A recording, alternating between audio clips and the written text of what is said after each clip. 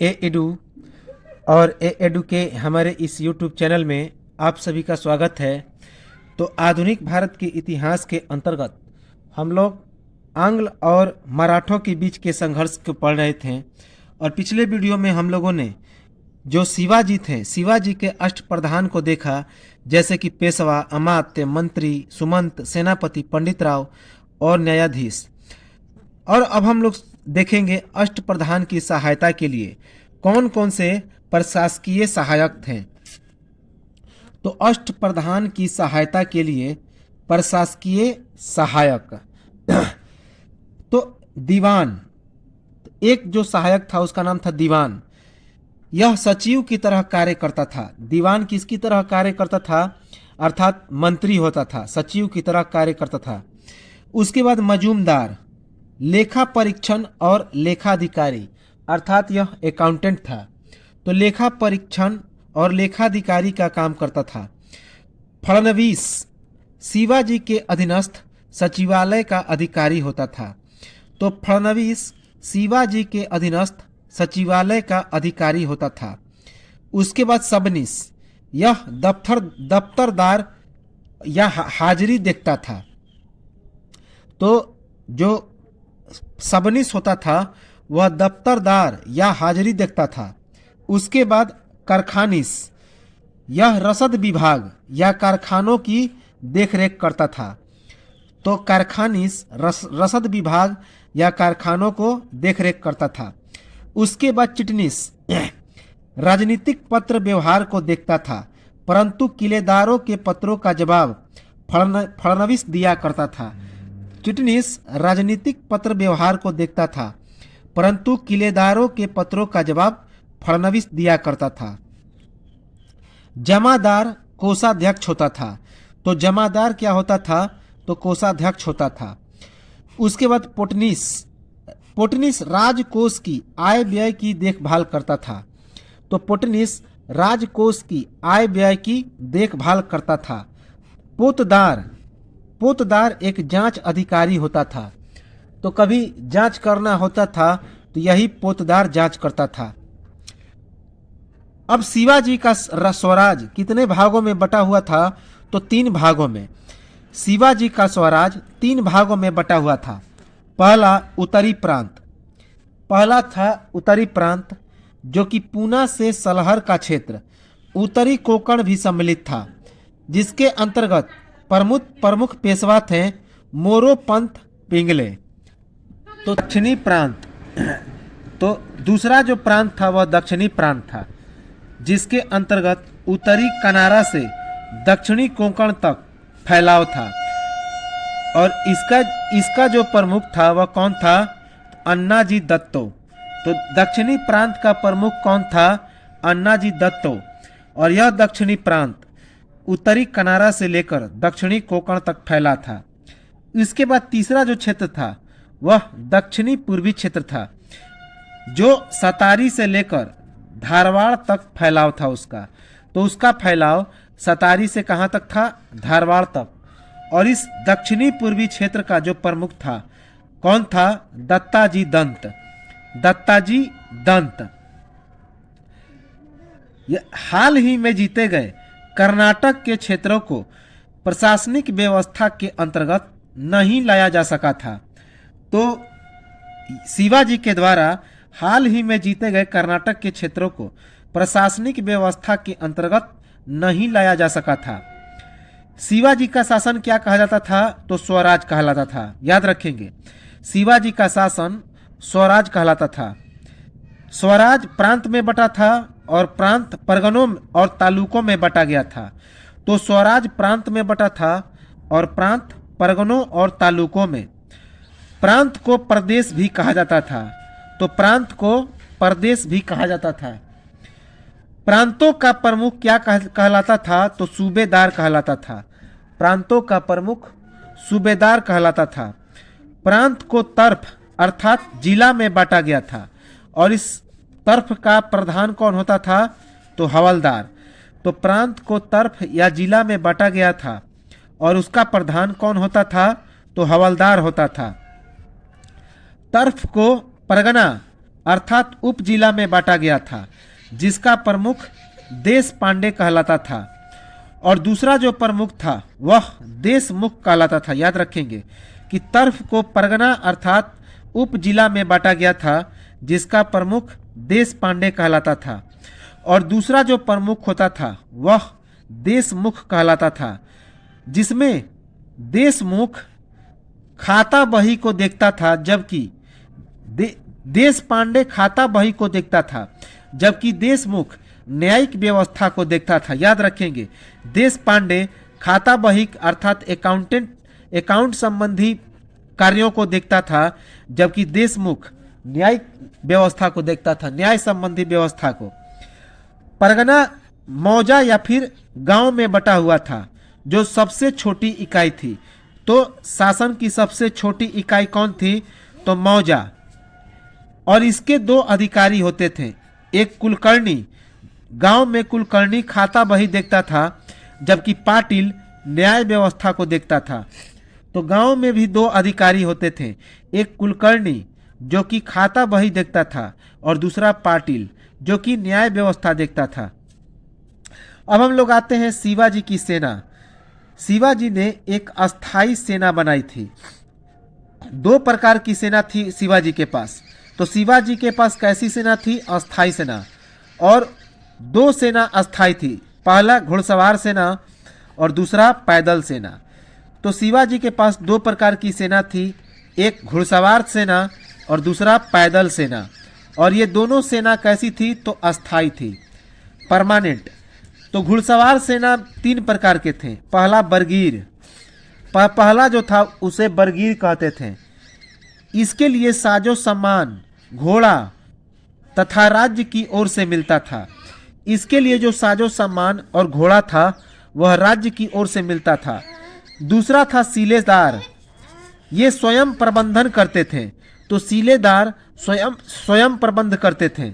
और तीसरा सबसे इंपॉर्टेंट सरे नौबत, सरे नौबत था, जो पंच हजारी के रूप में था, एक हजारी के रूप में था, जमादार या जुमलादार के रूप में था। अर्थात 5 हजारी, 5,000 पर 1,000 घोड़े होते थे। तो 5,000 सैनिक पर 1,000 घोड़े होते थे, जबकि 1,000 जिसमें 10 जमादार पर 1 हजारी होता था। उसके बाद जमादार या जुमलादार जिसे भी कहते थे, तो इसमें 5 हवलदार पर 1 जमादार होता था। याद रखेंगे। और हवलदार पर 25 घुड़सवार होते थे। तो सबसे छोटा हवलदार होता था जिसमें 25 घुड़सवार होते थे। इसके बाद पैदल सेना। पैदल सेना का प्रधान कौन होता था? तो सरे नौबत। पैदल सेना का प्रधान सरे नौबत होता था। इसमें 7 हजारी सबसे बड़ा होता था, 7 हजारी। अर्थात 7 1,000 पर कितने होते थे? तो 7 सेना। 1 हजारी 10 जुमलादार, 10 जुमलादार पर 1 हजारी सैनिक होते थे। उसके बाद जुमलादार 2 या 3 हवलदार पर 1 जुमलादार होता था। उसके बाद 10 नायक पर 1 हवलदार होता था। उसके बाद 9 सैनिक होते थे जो पायक कहलाते थे, और उनके मुख्य को नायक कहते थे। याद रखेंगे। तो सरे नौबत को नायक भी कहा जाता था। शिवाजी की सेना छापामार युद्ध और पहाड़ी युद्ध में निपुण थी। तो शिवाजी की सेना छापामार युद्ध और पहाड़ी युद्ध में निपुण थी। मावली और हितकारी इनके सबसे कुशल सेना थे। तो मावली और हितकारी इनके सबसे कुशल सेना थे। अब हम लोग देखते हैं कि शिवाजी के प्रशासन में कौन कौन से दुर्ग थे, कौन कौन से किले थे। मराठा सैन्य प्रशासन में शिवाजी ने किलों को सर्वाधिक महत्व दिया था।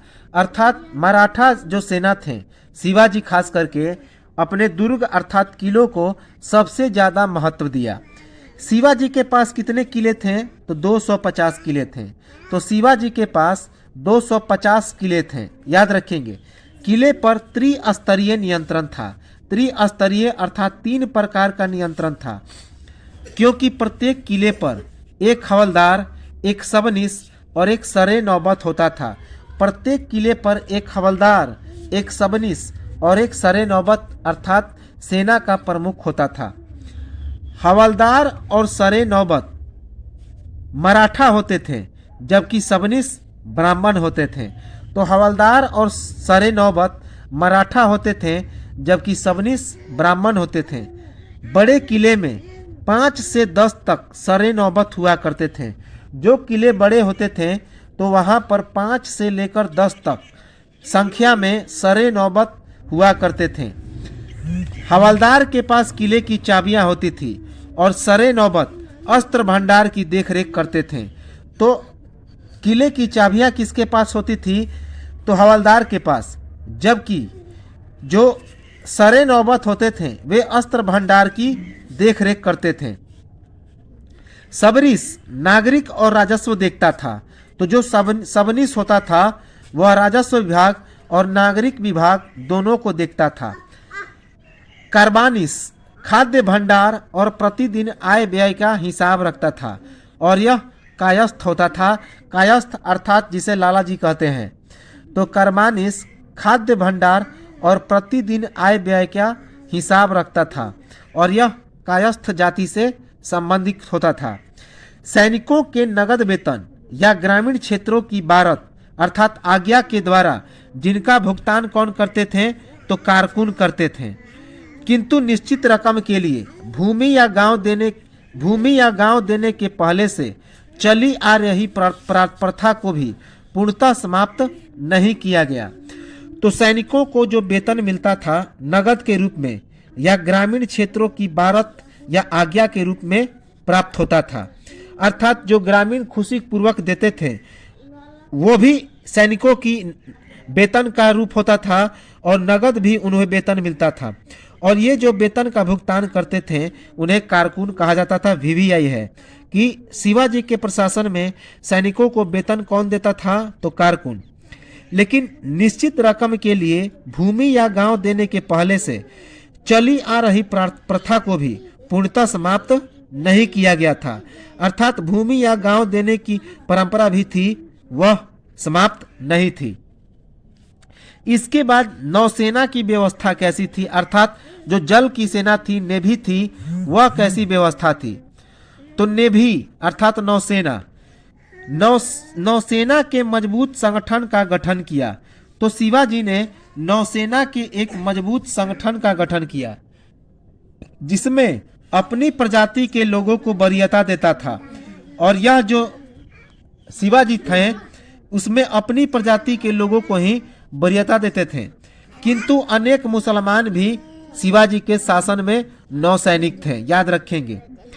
नौसेना में अधिकांशतः मालाबार तट की समुद्री कबलाई जाति कोली के सदस्य शामिल थे, वीवीआई। तो शिवाजी के नौसेना में अधिकांशतः मालाबार तट की समुद्री कबलाई जाति कोली के सदस्य शामिल थे। शिवाजी की जल बेड़ा 2 भागों में विभक्त थी, एक दरिया सारंग और दूसरा माई नाइक। और इनके प्रत्येक भाग के क्या होते थे? तो प्रधान होते थे। तो शिवाजी का जल बेड़ा 2 भागों में बटा हुआ था, जिसमें दरिया सारंग और माई नाइक इनमें प्रत्येक भाग के प्रधान होते थे। बाद में शिवाजी को मिस्री और दौलत खां नामक योग्य नायकों की सेवाएं भी प्राप्त हुई। तो बाद में शिवाजी को मिस्री और दौलत खां नामक योग्य नायकों की सेवाएं भी प्राप्त हुई। शिवाजी ने एक बड़ी व्यापारिक जल बेड़ा का भी निर्माण किया था। तो शिवाजी ने एक बड़ी व्यापारिक जल बेड़ा का निर्माण किया था। शिवाजी के जहाजी बेड़े में घुराव, जो बंदूक से लैस नाव होता था उसे घुराव कहा जाता था। तो शिवाजी के जहाजी बेड़े में घुराव अर्थात बंदूक से लैस नाव और गुल्लियत खेने वाली नाव दोनों शामिल थी। तो दोनों प्रकार की नाव थी शिवाजी के पास, एक बंदूक से लैस नाव जिसे घुराव कहते थे और दूसरा गुल्लियत अर्थात खेने वाली नाव, याद रखेंगे।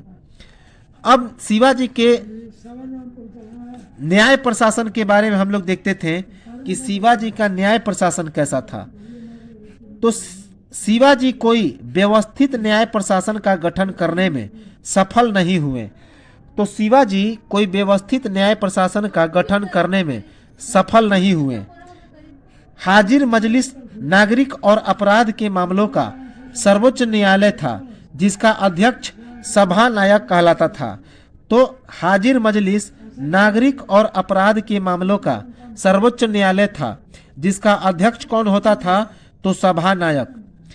महाप्रशासनिक पूछताछ अधिकारी हुआ करता था। तो महाप्रशासनिक पूछताछ अधिकारी हुआ करता था। लगान व्यवस्था को रैयतवाड़ी बनाने का प्रयास किया। तो शिवाजी ने लगान व्यवस्था को रैयतवाड़ी बनाने का प्रयास किया। रैयतवाड़ी अर्थात डायरेक्ट किसानों से टैक्स लेने की प्रथा। तो हम लोग देखेंगे आगे रैयतवाड़ी, महालवाड़ी और जमींदारी प्रथा को। तो शिवाजी ने रैयतवाड़ी लगान व्यवस्था को रैयतवाड़ी बनाने का प्रयास किया। इसके अंतर्गत डायरेक्ट किसानों से टैक्स लिया जाता था, क्योंकि रैयत का मतलब होता है किसान। मलिक अंबर की राजस्व व्यवस्था को कुछ परिवर्तनों के साथ लागू किया। तो शिवाजी ने मलिक अंबर की राजस्व व्यवस्था को कुछ परिवर्तनों के साथ लागू किया। भूमि की माप की पैमाना के लिए रस्सी के माप के स्थान पर काठी अर्थात मानक छड़ी का प्रयोग हुआ। तो शिवाजी के प्रशासन में भूमि की माप के लिए रस्सी के माप के स्थान पर काठी अर्थात मानक छड़ी का प्रयोग हुआ। बांस छड़ी का 1 बीघा और 120 बीघे का एक चावर होता था। तो बांस छड़ी को 1 बीघा जबकि 120 बीघे का एक चावर होता था। 1679 ईस्वी में अन्ना जी दत्तो से एक व्यापक भू सर्वेक्षण कराया शिवाजी ने। उसके अनुसार नया राजस्व निर्धारित किया। तो 1679 ईस्वी में शिवाजी ने अन्ना जी दत्तो से एक व्यापक भू सर्वेक्षण कराया और उसके अनुसार नया राजस्व निर्धारित किया। लगान व्यवस्था के लिए राज्य को 10 प्रांतों में बांटा गया था। तो शिवाजी के द्वारा लगान व्यवस्था के लिए राज्य को 10 प्रांतों में बांटा गया था और पुनः प्रांतों को तरफ और मौजों में बांटा गया था। तो हमने बताया था कि गांव जो होता था, जिसे मौजा भी कहते थे, वही प्रशासन की सबसे छोटी इकाई हुआ करती थी। प्रांतों का मुखिया सूबेदार कहलाता था तथा तरफ का मुखिया कारकुन कहलाता था। तो अभी हमने बताया यही कारकुन जो होता था वह नगद वेतन देता था सैनिकों को, याद रखेंगे, अर्थात वेतन भुगतान का काम करता था। तो प्रांतों का मुखिया सूबेदार जबकि तरफ का मुखिया कारकुन कहलाता था। देशमुख या देश पांडे, पाटिल, कुलकर्णी आनुवांशिक लगान अधिकारी होते थे।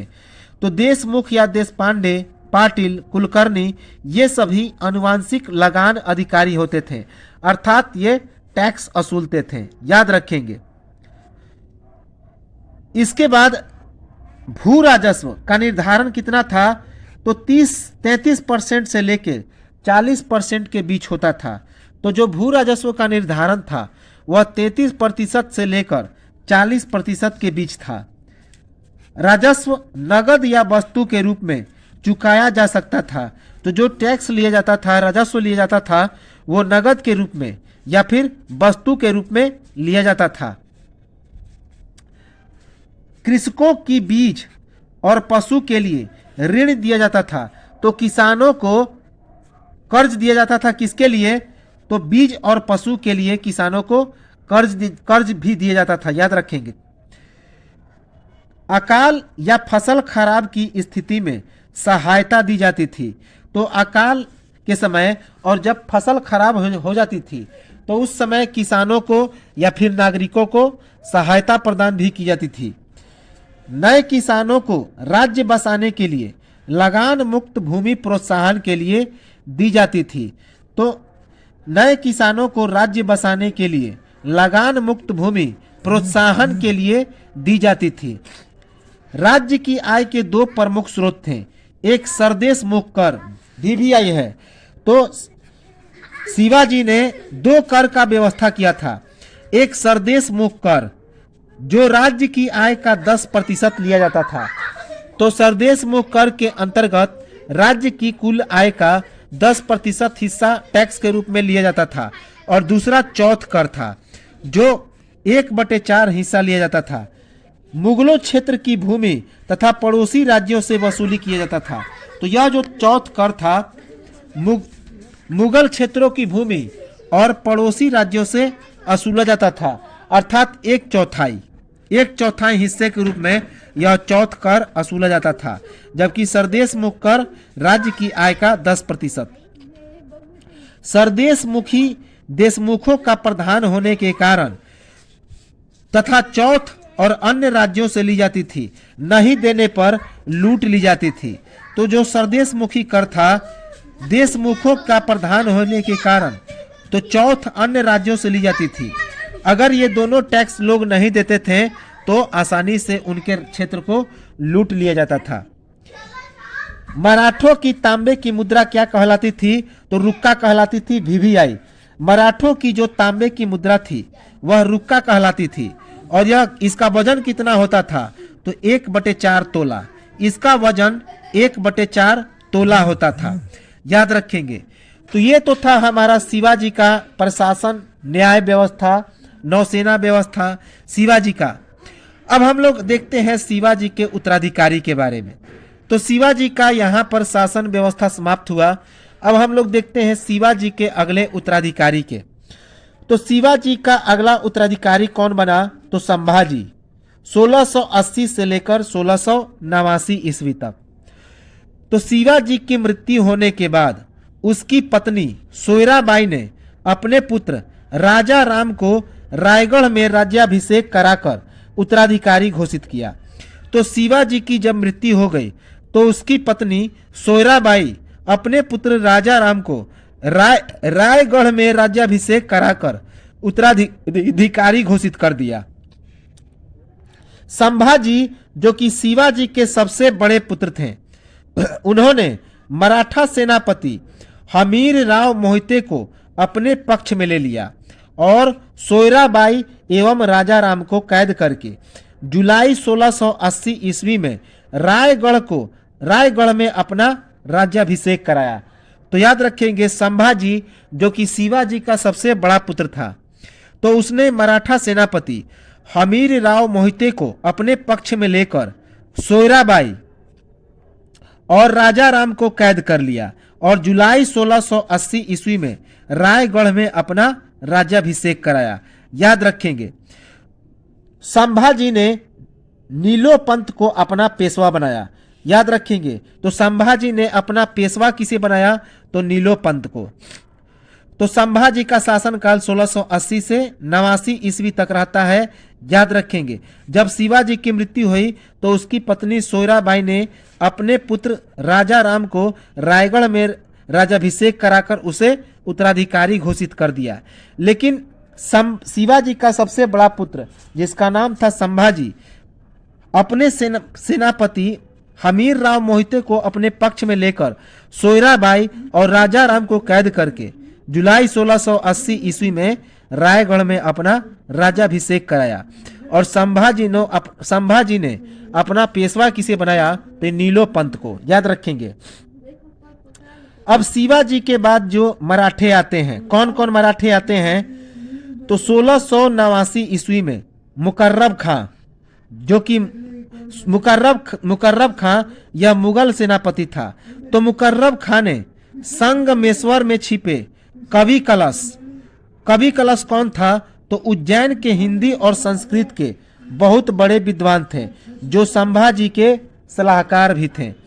तो 1689 ईस्वी में मुकर्रब खां जो कि मुगल सेनापति था, तो उसने संगमेश्वर में छिपे कवि कलश जो कि उज्जैन के हिंदी और संस्कृत के बहुत बड़े विद्वान थे और संभाजी के सलाहकार भी थे, तो उनके साथ संभाजी को गिरफ्तार कर मार दिया और इनके पुत्र साहू को गिरफ्तार कर गुप्त स्थान पर नजरबंद कर दिया। तो 1689 ईस्वी में मुकर्रब खां ने संगमेश्वर में छिपे कवि कलश के साथ संभाजी को गिरफ्तार करके मार दिया, अर्थात कवि कलश और संभाजी को गिरफ्तार करके मार दिया। और कवि कलश कौन थे? तो उज्जैन के हिंदी और संस्कृत के बहुत बड़े विद्वान थे और संभाजी के सलाहकार थे और संभाजी के पुत्र साहू जी को गिरफ्तार करके गुप्त स्थान पर नजरबंद कर दिया। किसने? तो मुगल सेनापति मुकर्रब खान ने 1689 ईस्वी में। याद रखेंगे, मराठों ने संभाजी की मृत्यु के बाद शिवाजी के छोटे पुत्र महाराष्ट्र का छत्रपति बनाया था।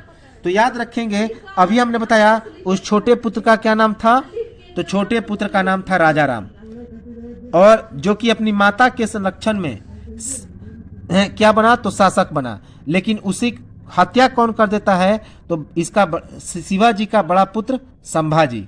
याद रखेंगे।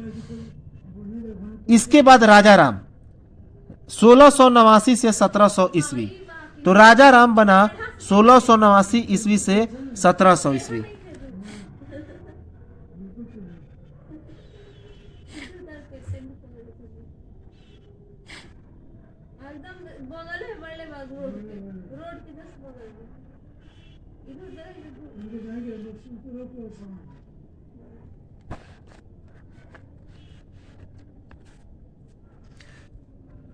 तो मराठों ने संभाजी की मृत्यु के बाद, तो 1689 ईस्वी में जैसे ही संभाजी की मृत्यु हुई, तो चूंकि संभाजी ने अपने छोटे भाई राजाराम को कैद कर लिया था अपनी माता के साथ, तो जैसे ही संभाजी की मृत्यु हुई तो मराठों ने क्या किया कि संभाजी के छोटे भाई राजाराम को कैद से मुक्त कर दिया और उसके बाद राजाराम को महाराष्ट्र का छत्रपति बना दिया।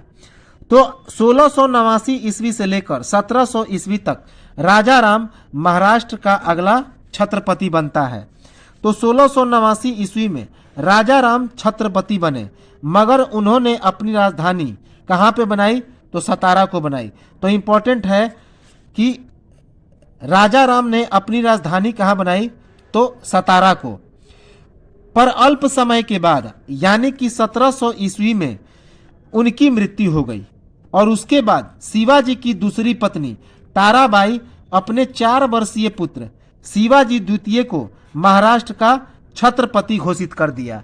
तो 1 वर्ष के बाद ही 1700 ईस्वी में राजाराम की मृत्यु हो गई और उसके बाद शिवाजी की एक और पत्नी थी जिसका नाम था ताराबाई। तो ताराबाई ने अपने 4 वर्षीय पुत्र शिवाजी द्वितीय को महाराष्ट्र का छत्रपति बना दिया और चूंकि यह बहुत छोटा था तो उसका संरक्षक बन गई कौन, ताराबाई। तो ताराबाई अपने संरक्षण में शिवाजी द्वितीय को लेकर क्या बन गई, तो अगला संरक्षिका बन गई किसका, तो राजाराम की, जो कि महाराष्ट्र का छत्रपति बना था। कितने उम्र में, तो 4 वर्ष की उम्र में। 1700 में जब इसकी मृत्यु हुई, किसकी, तो राजाराम की, शिवाजी द्वितीय की, तो शिवाजी द्वितीय ताराबाई। तो जब राजाराम की 1700 में मृत्यु हुई तो उसके बाद ताराबाई के संरक्षण में शिवाजी द्वितीय अगला छत्रपति बना, जो 1700 से लेकर 1707 ईस्वी तक छत्रपति रहा। कहाँ का, तो महाराष्ट्र का। याद रखेंगे, 1700 से लेकर 1707 ईस्वी। 1707 ईस्वी में बालाजी विश्वनाथ की मदद से साहू जी ने खेड़े के युद्ध में ताराबाई को हराया और उसके बाद साहू जी ने ताराबाई को निर्वासित करके कोल्हापुर भेज दिया और खुद छत्रपति बन गया और 1713 ईस्वी में बालाजी विश्वनाथ को पेशवा बना दिया। तो यहीं पर मराठों का पेशवा बनने का, एक तरफ मराठे छत्रपति और दूसरे तरफ अब पेशवा आएंगे और अब जो शासन चलेगा इन्हीं पेशवाओं का चलेगा। तो 1707 ईस्वी में बालाजी विश्वनाथ की मदद से साहू जी ने खेड़ के युद्ध में ताराबाई को क्या कर दिया, तो पराजित कर दिया और उसके बाद साहू जी ने ताराबाई को निर्वासित करके कहाँ भेज दिया, तो कोल्हापुर भेज दिया और खुद महाराष्ट्र का छत्रपति बन गया और 1713 ईस्वी में बालाजी विश्वनाथ को पेशवा बना दिया। अब साहू जी का शासनकाल, जो कि अगला छत्रपति बना 1707 ईस्वी से लेकर 1740 ईस्वी तक, तो काफी लंबा समय तक साहू जी का शासन रहा। 1707 से लेकर 1740 ईस्वी तक 33 वर्ष के लगभग साहू जी ने 7 लोगों को पेशवा बनाया। तो शिवाजी द्वितीय ने केवल बालाजी विश्वनाथ को पेशवा बनाया था, लेकिन साहू जी ने 7 लोगों को पेशवा बना दिया। 1713 ईस्वी में बालाजी विश्वनाथ को पेशवा बनाया, जिसे पहला पेशवा के नाम से जाना जाता है। तो बालाजी विश्वनाथ को पेशवा बनाया था कौन? शिवाजी द्वितीय ने। लेकिन शिवाजी द्वितीय के समय बालाजी विश्वनाथ पेशवा केवल घोषित किए गए थे, लेकिन साहू जी ने बालाजी विश्वनाथ को अपना पहला पेशवा पूर्णतः रूप से बना दिया, जो 1713 ईस्वी से 1720 ईस्वी तक रहा। तो याद रखेंगे, यह प्रश्न पूछा जाता है कि किसके समय बालाजी विश्वनाथ पेशवा बने थे? तो साहू जी के समय, जिसका शासनकाल 1707 से 1740 ईस्वी तक था। और ये जो बालाजी विश्वनाथ थे, ये मराठों के अंतर्गत पहले पेशवा जाने जाते हैं, याद रखेंगे, जो 1713 से 1720 ईस्वी तक पेशवा के रूप में कार्यरत रहे। बालाजी विश्वनाथ के बाद बाजीराव प्रथम पेशवा बने, जो 1720 से 1740 ईस्वी तक रहे। तो बालाजी विश्वनाथ के बाद बाजीराव प्रथम पेशवा बने, जो 1720 से 1740 ईस्वी तक पेशवा रहे, जो काफ़ी इम्पोर्टेंट है। बाजीराव प्रथम, इनके नाम पर एक फिल्म भी आई है और उन्हें सर्वाधिक शक्तिशाली पेशवा माना जाता है। तो यह इतिहास में यदि कोई सबसे शक्तिशाली पेशवा माना जाता है तो वह बाजीराव प्रथम। तो 1720 से 1740 ईस्वी तक बाजीराव प्रथम पेशवा रहे और उन्हें सर्वाधिक शक्तिशाली पेशवा माना जाता है। बालाजी विश्वनाथ के पुत्र कौन थे? तो बाजीराव प्रथम। ये जो बाजीराव प्रथम थे, वे बालाजी विश्वनाथ के पुत्र थे। तो अब हम लोग देखते हैं पेशवाओं का शासनकाल। अब जो है महाराष्ट्र में पेशवाओं का शासन आरंभ हो गया। तो पहली पेशवा कौन थे? तो बालाजी विश्वनाथ। तो पहली पेशवा कौन थे? बालाजी विश्वनाथ, जो 1713 से 1720 ईस्वी तक रहे। तो बालाजी विश्वनाथ कोंकण के चित्त पावलन ब्राह्मण थे, जिसे करों के बारे में अच्छी जानकारी थी, जिसके कारण साहू जी ने इसे अपनी सेवा में ले लिया। तो बालाजी विश्वनाथ कोंकण के चित्त पावलन ब्राह्मण थे, जिसे करों के बारे में अर्थात टैक्स के बारे में अच्छी जानकारी थी। तो इसी कारण साहू जी ने बालाजी विश्वनाथ को अपनी सेवा में ले लिया। खेड़ा के युद्ध में साहू जी का बालाजी विश्वनाथ ने क्या किया? तो समर्थन किया तथा ताराबाई के सेनापति धन्ना जी को साहू जी की ओर मिलाने से महत्वपूर्ण भूमिका अदा की। तो खेड़ा के युद्ध में साहू जी का समर्थन किया किसने? बालाजी विश्वनाथ ने। और बालाजी विश्वनाथ ने ताराबाई के सेनापति, ताराबाई कौन थी?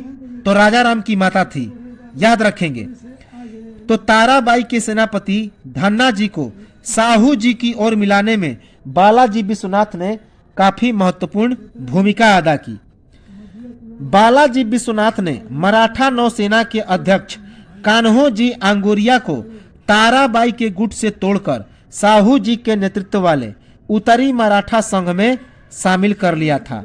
तो बालाजी विश्वनाथ ने मराठा नौसेना के अध्यक्ष कान्होजी आंगुरिया को ताराबाई के गुट से तोड़कर साहू जी के नेतृत्व वाले उत्तरी मराठा संघ में सम्मिलित कर लिया था।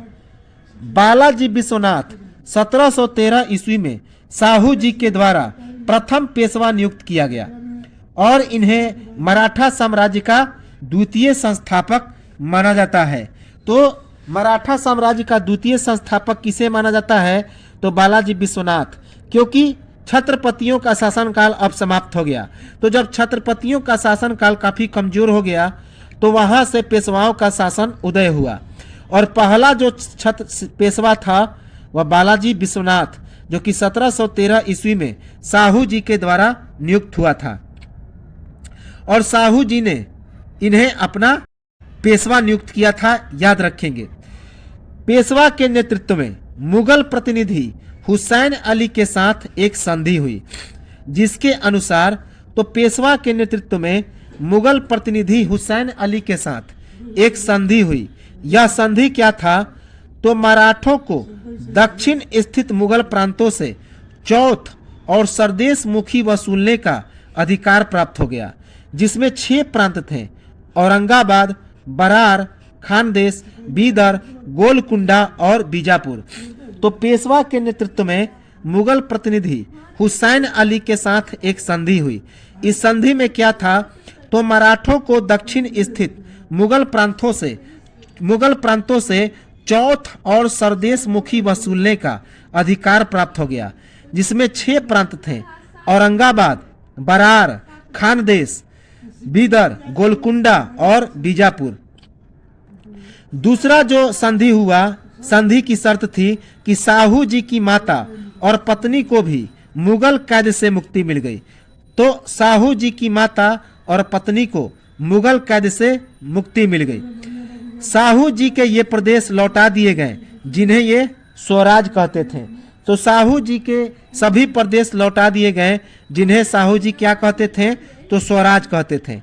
मराठे 15,000 जवानों की एक सैनिक टुकड़ी सम्राट की सेवा में पेश करेंगे, यह भी इस संधि में निर्धारित किया गया। तो मराठे 15,000 जवानों की एक सैनिक टुकड़ी सम्राट की सेवा में पेश करेंगे, यह भी क्या किया गया? तो संधि की शर्तों में था। साहू कोल्हापुर में रह रहे संभाजी को परेशान नहीं करेगा। तो साहू कोल्हापुर में रह रहे संभाजी को परेशान नहीं करेगा, यह भी क्या हुआ? तो संधि में शर्त लागू किया गया। मुगल साम्राज्य को प्रति वर्ष करीब 10 लाख रुपए का कर या खिराज के रूप में देगा। तो पेशवा के नेतृत्व में हुसैन अली के साथ जो संधि हुई, इसमें एक और शर्त निर्धारित किया गया कि मुगल साम्राज्य को प्रतिवर्ष 10 लाख रुपए का कर या खिराज के रूप में ये पेशवा क्या करेंगे? तो देंगे। सर रिचर्ड टेम्पल ने पेशवा अली की संधि को मराठा साम्राज्य के मैग्ना कार्टा की संज्ञा दी। तो पेशवा और हुसैन अली के बीच जो संधि हुई उसे पेशवा अली संधि कहा जाता है। तो सर रिचर्ड टेम्पल ने पेशवा और अली की संधि को मराठा साम्राज्य का मैग्ना कार्टा कहा। याद रखेंगे, मराठा साम्राज्य का मैग्ना कार्टा। बालाजी विश्वनाथ ने 1719 ईस्वी में मराठा अर्थव्यवस्था में सुधार लाने का प्रयास किया। तो बालाजी विश्वनाथ ने 1719 ईस्वी में मराठों के अर्थव्यवस्था में सुधार लाने का प्रयास किया। बालाजी विश्वनाथ के काल में निजामी सिंधिया मालवा में, भोसले राजा बरार और गोंडवाना में तथा कान्होजी अंगोरिया कोंकण क्षेत्र में अपना अधिकार स्थापित करने में सफल रहे। तो बालाजी विश्वनाथ के शासनकाल में निमाजी सिंधिया मालवा में, भोसले राजा बरार में, गोंडवाना नागपुर में और कान्होजी अंगुरिया कोंकण के क्षेत्र पर अपना अधिकार स्थापित करने में सफलता हासिल की। तो ये तो था बालाजी विश्वनाथ का शासनकाल 1713 से 1720 ईस्वी। अगला जो पेशवा बनता है वह बाजीराव प्रथम, जो सबसे इतिहास का सबसे शक्तिशाली पेशवा था। तो मराठों का सबसे शक्तिशाली पेशवा कौन था? तो बाजीराव प्रथम, जिसका शासनकाल 1720 से 1740 ईस्वी तक था। बालाजी विश्वनाथ के पुत्र बाजीराव प्रथम को 20 वर्ष की आयु में पेशवा नियुक्त किया गया। तो यह बाजीराव प्रथम बालाजी विश्वनाथ का पुत्र था, जो 20 वर्ष की उम्र में पेशवा नियुक्त किया गया। लड़ाकू पेशवा के नाम से जाना जाता है। तो बाजीराव प्रथम को लड़ाकू पेशवा के नाम से जानते हैं। बाजीराव प्रथम ने अपने समय की कठिनाइयों पर साहसपूर्ण ढंग से विजय प्राप्त किया और वह सर्वश्रेष्ठ मराठा सेनापति सिद्ध हुआ। तो बाजीराव प्रथम ने अपने समय की कठिनाइयों पर साहसपूर्ण ढंग से विजय प्राप्त किया और वह सर्वश्रेष्ठ मराठा सेनापति सिद्ध हुआ। बाजीराव प्रथम के शासन काल में मराठा साम्राज्य अपनी पराकाष्ठा तक पहुंच गया था। तो बाजीराव प्रथम के शासन काल में मराठा साम्राज्य अपनी पराकाष्ठा तक पहुंच गया, अर्थात बहुत ज्यादा साम्राज्य का विस्तार हो गया। 1723 ईस्वी में संपूर्ण मालवा क्षेत्र तथा गुजरात पर मराठा साम्राज्य का अधिकार स्थापित हो गया और मराठों के आक्रमण कहां तक होने लगे, तो दिल्ली तक होने लगे। तो 1723 ईस्वी में मालवा क्षेत्र तथा गुजरात पर मराठा साम्राज्य का अधिकार स्थापित हो गया और मराठों के आक्रमण दिल्ली तक होने लगे। 1724 ईस्वी में औरंगाबाद के निकट हुए साकर हिल्डा